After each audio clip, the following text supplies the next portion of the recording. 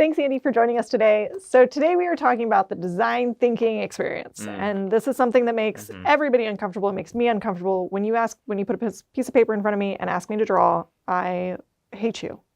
Secretly, and maybe outwardly sometimes. So why don't you tell me what the design thinking experience is and kind of how we can make it better, how BP3 is making it better for people? Oh, well, so I would say even I feel uncomfortable in them because, you're basically asking somebody to be creative on demand, and that can be really uncomfortable. I don't know that you can make the discomfort better.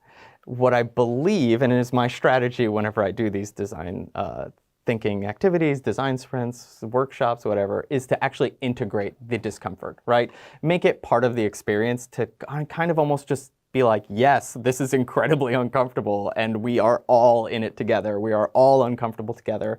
And the reason I believe that that's the best approach is because it actually creates a space of intimacy and vulnerability amongst the people, because you have to come to a design sprint being able to just be there, be present, and put your ideas on the paper. Because if you're not bringing your whole, your wisdom, your knowledge that you have, your skills, all of that in your perspective into the workshop, then we're not actually going to get the most out of it. So facilitating and creating an environment where it's okay to be vulnerable, where it's okay to just have a little bit of intimacy and share your thoughts and put them on paper.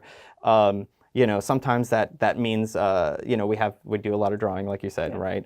And it can be really uncomfortable. So sometimes, you just whip out the crayons and you're just like, hey, we're going to do this with crayons. And it makes people feel so like it makes them feel like kids, but then it also helps them remind them that they don't have to take it so seriously.